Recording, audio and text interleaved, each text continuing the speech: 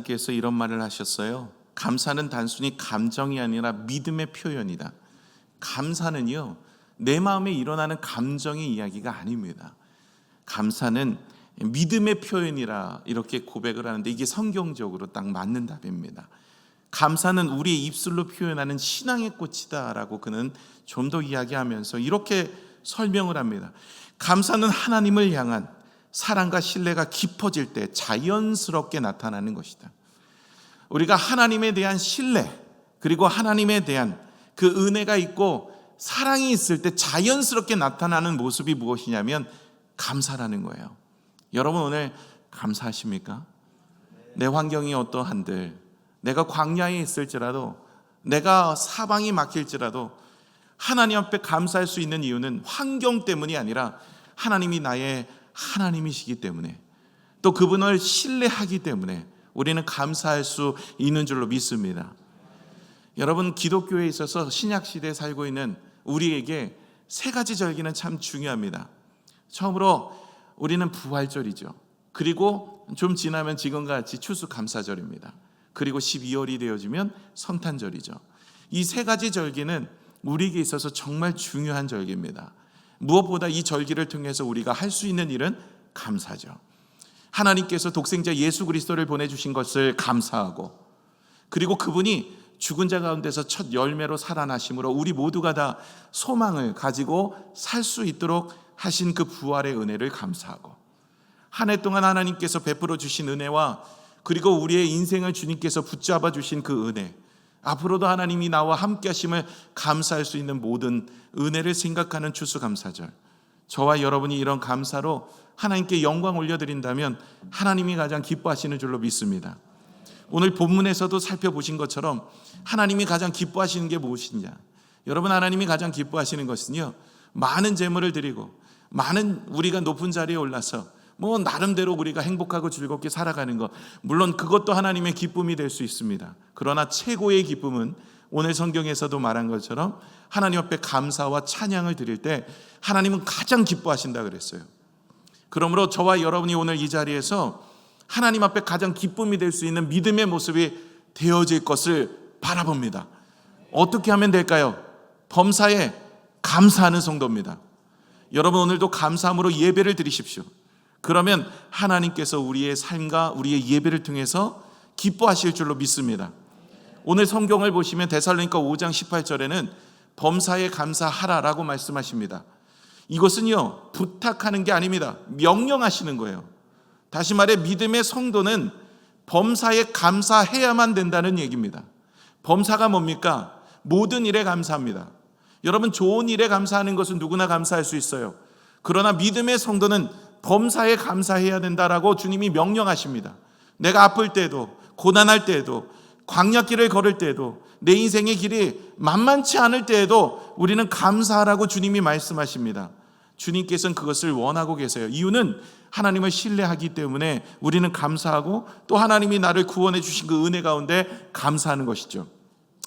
여러분, 하나님 앞에 오늘도 감사함으로 나오신 줄로 믿습니다. 얼굴을 좀 펴셔서 하나님 앞에 감사하셨으면 참 좋겠습니다. 여러분, 이전에 구약시대 에스더 시대 때, 에스더 시대 바벨론이나 이런 고대 시대 때죠, 바사 메대 이런 시대 때는요, 왕 앞에 나올 때는요, 얼굴을 찌푸리면 안 된대요. 근심과 걱정으로 나오면 안 돼요. 그래서 에스더가 되게 믿음이 담대한 겁니다. 왜냐하면 슬픈 기색으로 나왔거든요, 왕 앞에. 예전엔 그렇게 나오면 죽었습니다. 바로 처단이에요. 그게 아내가 되든 누가가 되든 바로 죽임을 당했대요. 왜 그러냐면 왕의 통치를 받는 우리가 슬픔과 근심 어린 모습으로 나온다는 것은 왕이 정치를 잘못해서 그렇다라는 반증이래요. 이 이야기랍니다. 그래서 이 왕의 통치가 잘못되었다라는 것을, 얼마나 왕이 제대로 통치를 못했으면 그가 다스리는 백성들이 이렇게 근심과 걱정과 슬픔이 있을 것인가 하는 것이기 때문에 바로 처단했대요. 아무리 슬퍼도 기쁨으로 나왔답니다. 하나님 앞에서 우리의 모습이 그랬으면 좋겠습니다. 그래서 여러분, 세상의 왕은 우리에게 기쁨과 즐거움을 줄 수 없어요. 완전하지 않으니까요. 그럼에도 불구하고 가식적이라도 그렇게 나오지만 우리 하나님은요, 우리의 인생을 기쁨으로 인도하십니다. 절대로 하나님은 우리를 실망시키지 않으십니다. 비록 우리의 인생의 길이 고단하고 힘든 길일 수 있어요. 그러나 여러분, 주님은 우리를 푸른 초장과 맑은 물가로 인도하시는 분인 줄로 믿습니다. 그렇기 때문에 여러분, 우리의 인생에 고단한 인생이라 하여도 절대로 낙심하고 불평하고 원망하는 인생이 아니라 범사에 감사하는 여러분이 되시기를 부탁을 드립니다. 욥기 23장 8절에서 10절을 보시면 말씀이 이렇습니다. 같이 읽어볼까요? 그런데 내가 앞으로 가도 그가 아니 계시고 뒤로 가도 보이지 아니하며 그가 왼쪽에서 일하시나 내가 만날 수 없고 그가 오른쪽으로 일하시나 뵐 수 없구나. 그러나 내가 가는 길을 그가 아시나니 그가 나를 단련시킨 후에는 내가 순금같이 되어 나오리라. 욥의 찬양과 고백입니다. 욥은 앞에도 내 옆에도 주님의 일하심이 보이지 않지만 하나님을 찬양하고 하나님을 높여드리는 일은 멈출 수 없다는 것입니다. 이유는 하나님을 신뢰하고 있기 때문에 그렇습니다. 환경을 보면 다 무너진 인생이에요. 감사할 수 없는 인생입니다. 앞을 보아도 막혀있고 옆을 보아도 막혀있습니다. 이런 진퇴양난의 모습 속에서 그는 무엇으로 감사할 수 있어요? 하나님 앞에 범사에 감사라는 명령 안에 하나님의 신뢰하신 그분의 성품을 바라보며 우리는 감사할 수 있는 것이죠. 여러분, 진정한 감사는요, 범사의 감사는요, 환경으로 오는 감사가 아닙니다. 어떻게 범사에 감사할 수 있겠어요? 환경을 보면 낙심하고 절망할 수밖에 없는 것이죠. 범사에 감사할 수 있는 것은요, 환경 때문에 오는 감사가 아닙니다. 하나님을 바라보고 신뢰하고 하나님을 의지하며 사랑할 때 감사가 일어날 줄로 믿습니다. 이럴 때 하나님은 역사하십니다. 그리고 하나님은요, 우리의 인생을 결코 버려두지 않으십니다. 요셉의 인생을 보십시오. 형들에게 미움을 받고 팔렸습니다. 그러나 그는 불평하고 원망하지 않아요. 하나님 앞에 절망하지 않습니다. 언제나 주님을 경외하면서 감사함으로 살아갑니다. 그리고 나서 그의 인생은 하나님이 세우셨죠.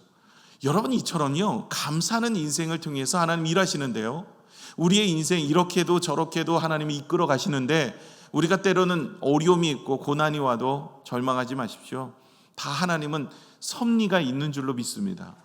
오늘 우리가 영상으로 보았던 김인관 교수님, 그분도 어렸을 때 그렇게 정말 소아마비로 인하여서 두 다리로 설 수 걸을 수도 없는 인생이었고 어떻게 하지 못하는 인생, 불행한 인생이었어요.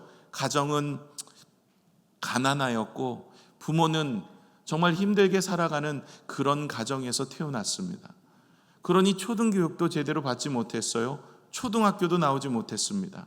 그럼에도 불구하고 그는 하나님을 바라보며 믿음을 지켰습니다. 그랬더니 하나님께서 그에게 솔로몬처럼 지혜를 주셨어요.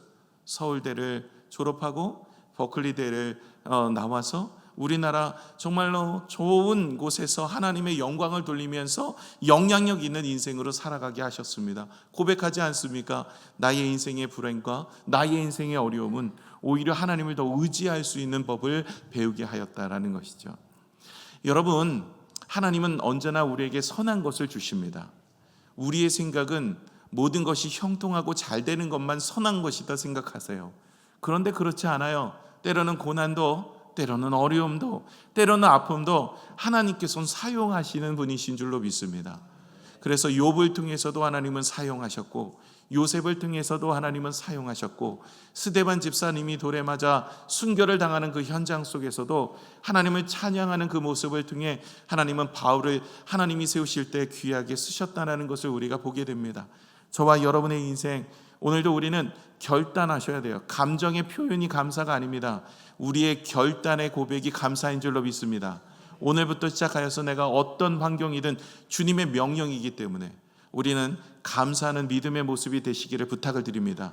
주님은 서로 사랑하라고 이야기한 것처럼 우리에게는 범사에 감사라, 이것이 주님이 우리를 향하신 뜻이다 라고 말씀하십니다. 여러분, 하나님의 뜻대로 살기를 원하십니까? 그렇다면 오늘도 저와 여러분이 감사함을 믿음으로 잃어가지 않도록 힘쓰는 여러분이 되시기를 부탁을 드립니다.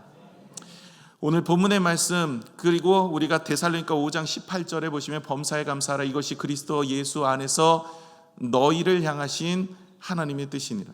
여러분, 감사할 수 있는 것은요, 예수 안에서 이루어질 수 있는 놀라운 축복의 모습입니다. 주님 안에 있으면요, 우리는 감사할 수밖에 없고요. 시편 69편 30에서 31절에 보시면 내가 노래로 하나님의 이름을 찬송하며 감사함으로 하나님을 위대하시다 하리니 다윗의 고백입니다. 이것이 소 곧 뿔과 굽이 있는 황소를 드림보다 여호와를 더욱 기쁘시게 함이 될 것이라. 여러분, 소나 뿔이 굽은 황소는요 정말 귀한 겁니다. 하나님께 드릴 수 있는 최선의 최고의 아름다운 제물입니다. 그런데 이런 모습들보다도 더 하나님을 기쁘시게 할 수 있는 것은 감사로 제사를 드리는 자입니다. 시편 11편 4절에서 5절에 보시면 우리가 하나님 앞에 감사하는 믿음의 모습이 나옵니다. 우리는 하나님 앞에 감사함으로 나아가는 믿음의 모습이에요. 이사야가 아니라 죄송합니다. 시편 4절에서 5절의 말씀인데요, 감사함으로 그 문에 들어가 그분을 찬양하고 영광을 올려드리는 인생을 하나님이 찾고 계시는 거예요. 오늘도 저와 여러분이 감사함으로 믿음의 고백이 되시기를 바랍니다.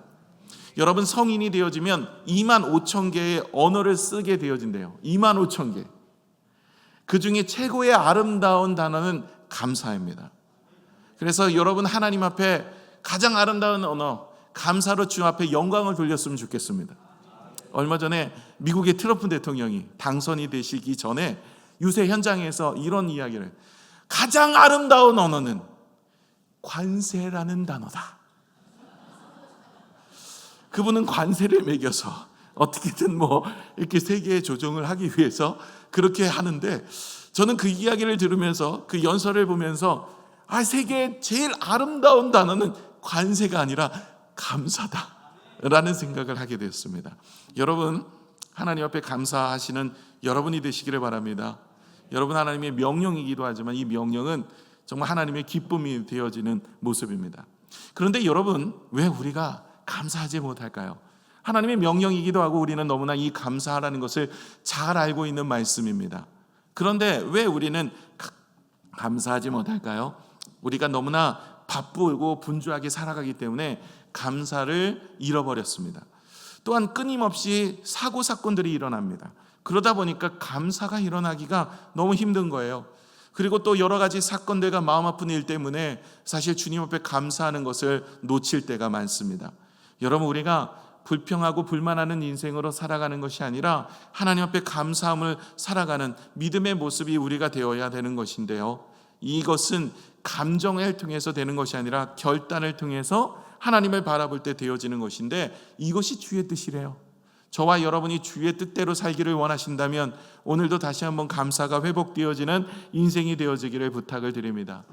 여러분, 많은 이들이 환경을 통해서 감사를 확인하려고 해요. 그리고 감사를 선택하려고 합니다.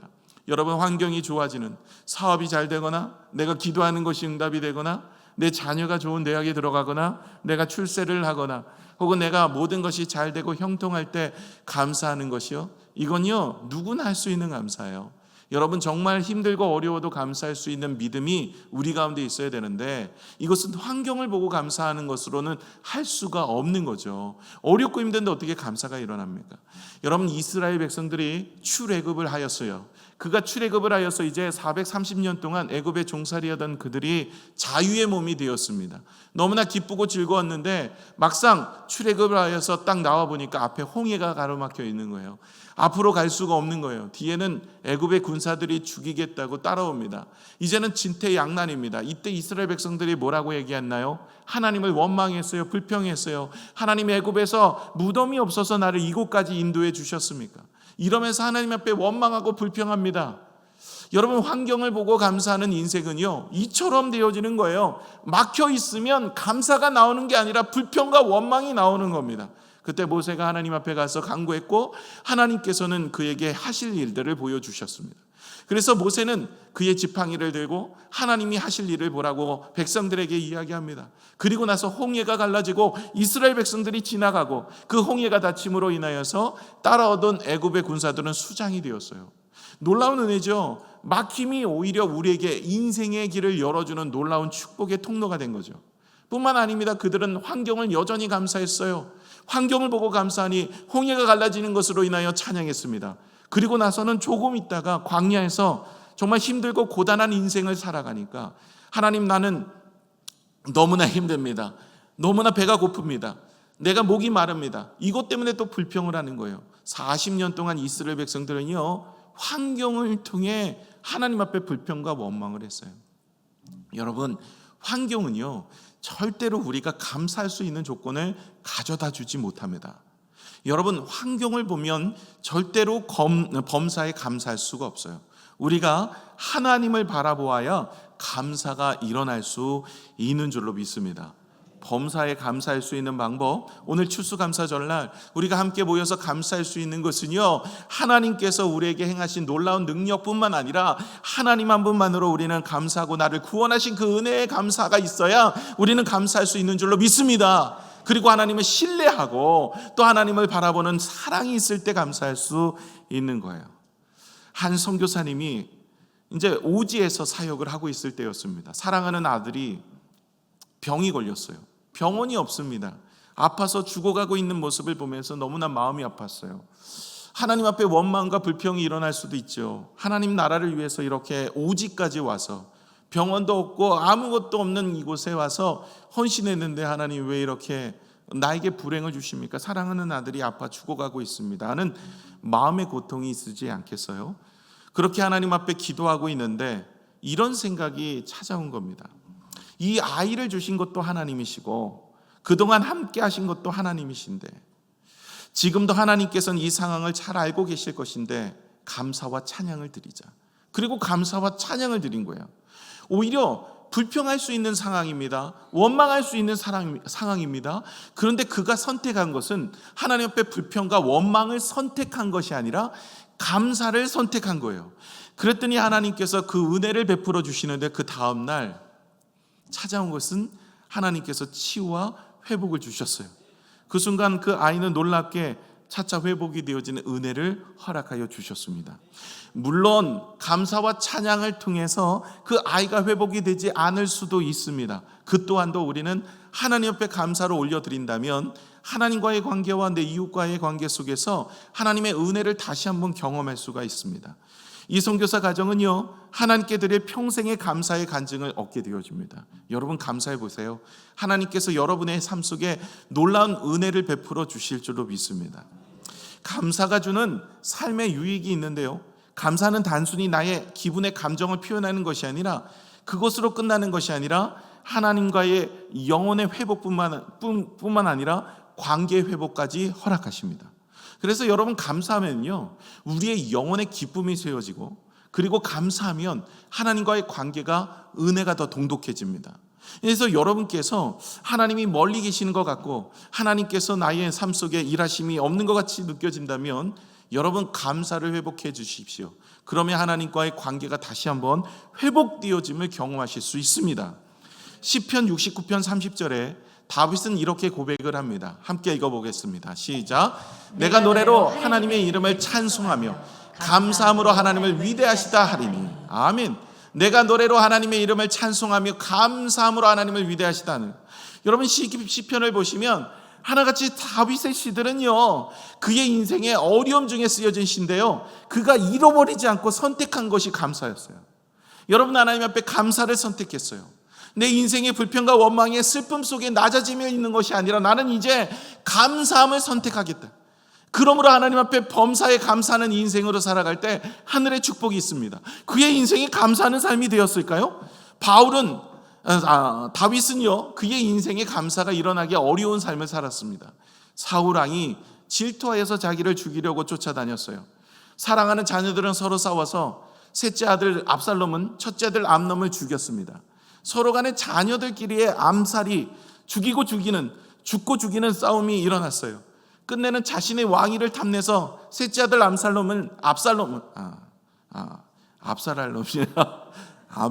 압살롬입니다. 네. 자꾸 이름이 제가 이렇게 자꾸 농담하려고 그래요. 제가 그래서 이거 안 하려고 제가 노력을 하는데 요즘 들어서 보면 자꾸 하려고 해서 제 마음속에 일어나는 것들이 아재 개그들 이런 게 있어요. 자꾸 괜찮습니까? 예. 웃어주시면 자꾸 합니다. 제가 그래서 압살롬이라는 그 셋째 아들이 이제 왕위를 얻기 위해서 다윗을 죽이려고 쫓아오죠. 그럴 때 다윗은 신발도 신지 못하고 도망하는 정말 위급한 상황 속에 놓일 때도 있었어요. 그리고 그를 신뢰했던 신하들 자체도 배신을 하고 배반을 하면서 다윗을 그렇게 위협했던 사람들이 생겼습니다. 이랬을 때 여러분 어떻겠습니까? 그의 감정이 정말 힘들고 어렵고 잠을 이루지 못하는. 그리고 여러분, 다윗은요, 성경에 나오는 모든 왕들 중에 가장 전쟁을 많이 했던 왕입니다. 인생 자체가 전쟁이었어요. 너무나 힘들고 어려운 인생을 살았습니다. 그런데 이 다윗은요, 감사와 찬양을 잃어버리지 않았어요. 전쟁에서도, 위협에 있어서도, 그가 죽음의 상황 속에서도, 여러 가지 어려움 속에서도 그는 선택한 것이 감사와 찬양이었다라는 거예요.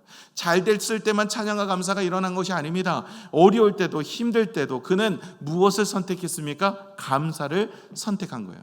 여러분, 감사를 선택하는 인생은요, 감사하는 인생은요, 영적인 시가가 열리게 되어 있어요. 하나님과의 깊은 교제가 시작되는 거예요. 불평과 원망하는 사람과의 교제가 아니라 감사하는 사람과 하나님은 교제가 일어나는 거예요. 빌립보서 4장 6절에서 7절에 보시면 이 감옥에서 바울은 이렇게 고백합니다. 같이 읽어볼까요? 시작. 아무것도 염려하지 말고 다만 모든 일에 기도와 간구로 너희 구할 것을 감사함으로 하나님께 아뢰라.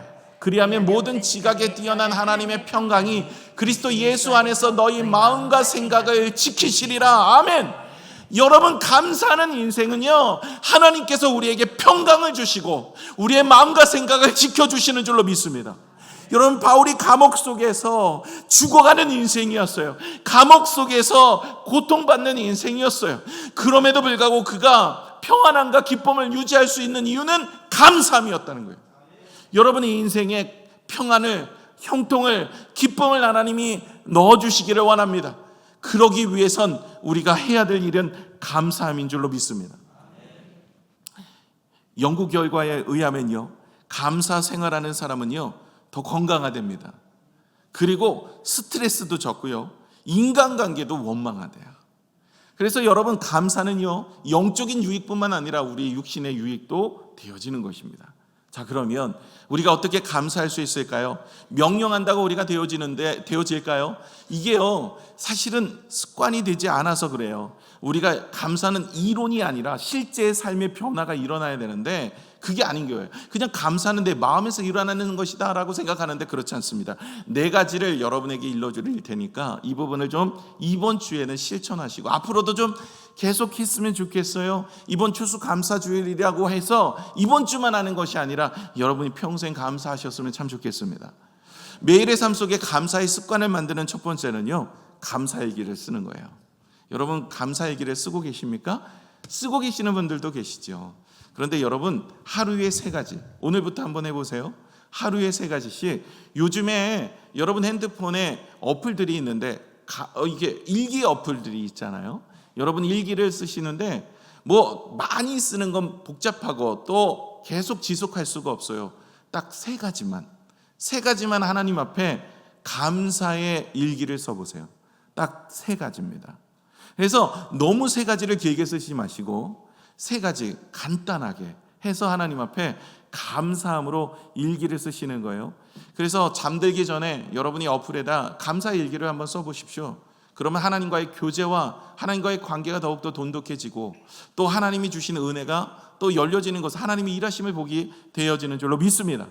여러분, 이번 주 목장에서는 이거 꼭 실천해서 함께 나눴으면 좋겠어요. 목장 모임 하시면서 한 주간 있었던 일을 먼저 나누시잖아요, 요즘에. 그런데 한 주간 있었던 일이 아니라 이번 주에는 무엇을 나눴으면 좋겠냐면 감사 일기를 쓰시고 받은 은혜를 나누셨으면 좋겠어요. 꼭 목장 모임 하실 때 이것을 해주시기를 부탁을 드립니다. 2번째는 무엇이냐면 성경을 읽으시는데 성경 중에 감사의 사람들의 모습을 묵상하십시오.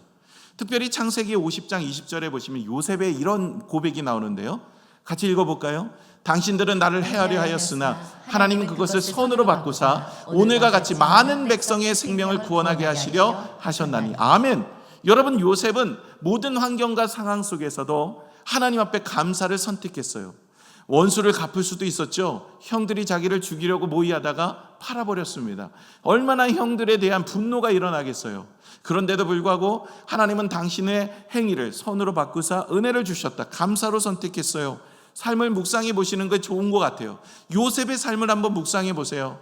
감사할 수 있는 믿음의 모습으로 어떻게 살았는지, 또 다니엘서 6장 10절에 보시면 다니엘의 모습이 나오는데요. 같이 읽어볼까요? 시작. 다니엘이 이 초서에 왕의 도장이 찍힌 것을 알고도 자기 집에 돌아가서는 윗방에 올라가 예루살렘을 향한 창문을 열고 전에 하던 대로 하루 3번씩 무릎을 꿇고 기도하며 그의 하나님께 감사하였더라. 마지막 정말 중요합니다. 무엇을 하였다고요? 감사하였다는 거예요. 여러분, 기도가 하나님 나에게 더 많은 은혜를 주세요. 하나님 나에게 건강을 주세요. 나에게 물질을 주세요. 물론 하나님 앞에 간구의 기도를 드릴 수 있어요. 그러나 다니엘이 하나님 앞에 하루에 3번씩 예루살렘을 향하여서 기도했던 것이 뭐예요? 감사였다는 거예요. 여러분, 오늘 이런 감사했던 믿음의 성도들의 아름다운 이야기가 성경에 쓰여 있어요. 이런 것을 묵상해 보세요. 그러면 감사가 생활화될 줄로 믿습니다. 3번째는요, 표현하는 거예요. 여러분, 감사는 마음에서 일어나는 것으로 그치는 게 아니라 감사는 하나님 앞에 표현하는 거예요. 1층에 감사나무 트리에 감사도 써보시고, 또 하나님 앞에 감사함으로 예배도 드리시고 감사함으로 기도도 하시는 거예요. 그런데요, 여러분, 여기서 조금 더 나가셨으면 좋겠어요. 여러분, 하나님께서 뭐라고 얘기하시냐면 너희가 서로 사랑하라. 이 사랑으로서 내가 너희가 나를 사랑하는 것을 알겠다. 요한일서에는 그렇게 말씀하세요. 보이는 형제를 사랑하지 아니하고 어찌하여 보이지 아니하는 나를 사랑한다고 말할 수 있느냐? 그것은 거짓이다 라고 얘기하죠. 사랑도요, 보이는 사람을 사랑하지 못하면서 보이지 않는 하나님을 사랑할 수 있느냐? 그건 거짓이래요. 선한 사마리아인의 모습을 보면서 내 이웃을 사랑하는 모습을 말씀하시는데 그것이 누가 받으셨다고요? 하나님이요. 그래서 소자 하나에게 한 것이 곧 나에게 한 것이라고 얘기했어요. 그렇다면 이것을 감사로 표현하고 풀어보면 어떤 일이 일어날까요? 여러분, 하나님께 감사하는 것은요, 내 이웃에게 감사하는 모습으로도 풀이할 수 있습니다. 그래서 여러분, 하나님 앞에 감사하는 것은 내 이웃을 감사하는 모습. 자, 그래서 여러분, 우리 주변의 가족들에게 감사해 보세요. 친구들에게, 또 교회 우리 성도들에게, 목회자들에게 감사를 해보세요. 이번 주에 문자가 누구에게 오는지 보겠습니다. 농담입니다. 별로 안 웃어서 제가 이 2부 때는 안 해야 되겠습니다. 이게 농담이라고 이렇게 해갖고 써놨더니 안 되겠어요. 여러분, 우리 주변에 있는 분에게 감사해 보세요. 지금 옆에 있는 분에게 한번 실천해 보겠습니다. 이렇게 한번 이야기하면서 인사하겠습니다. 당신이 내 삶에 있어서 얼마나 큰 축복인지 모릅니다. 옆에 있는 분에게, 앞뒤에 계신 분, 당신이 내 삶에 있어서 얼마나 큰 축복인지 모릅니다. 어떠세요? 기분 좋으시죠? 감사를 표현하는 것은 나도 기분이 좋고 듣는 이들도 기분이 좋고 하나님도 기분이 좋아요. 소자 하나에게 한 것이고 나에게 한 거예요. 그러면 우리가 소자 하나에게 감사를 표현하는 사람은 하나님께도 감사할 수 있는 믿음의 모습인 줄로 믿습니다. 그래서 여러분, 우리 주변에 있는 이들에게 불평하고 원망하고 속상한 일들만 이야기하지 마시고 우리가 감사할 수 있는 모습이 되었으면 참 좋겠습니다. 당신이 나와 함께 하셨으니 감사합니다. 이러면 얼마나 좋겠습니까? 여러분이 나와 신앙생활 같이 해서 너무나 감사합니다. 여러분이 우리 교회를 다녀주시고 저도 여러분과 같이 신앙생활하고 함께 믿음의 교회를 이루어가서 너무나 감사합니다. 이렇게 믿음으로 고백한다면 여러분 얼마나 행복해질 수 있겠어요?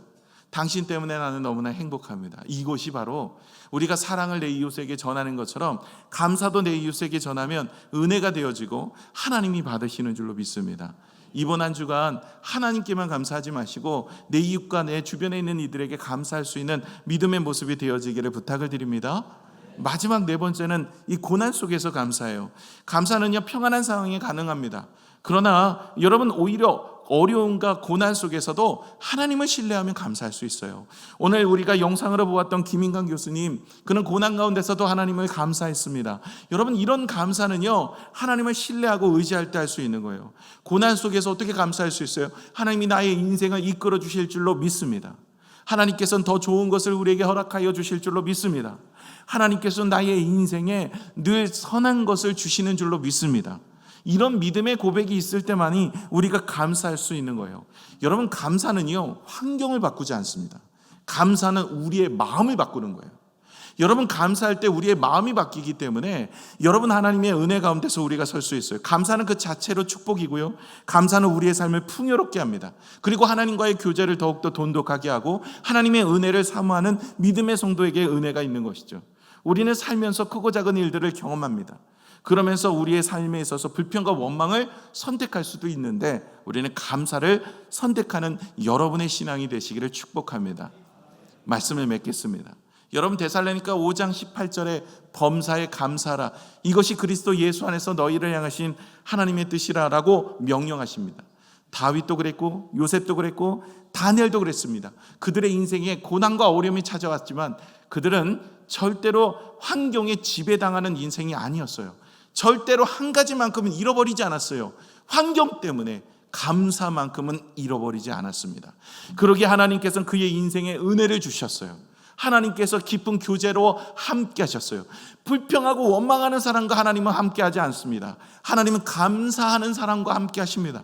저와 여러분의 인생이 감사할 때 하나님은 우리의 인생에 함께 하셔서 하나님의 일하심을 보여주실 줄로 믿습니다.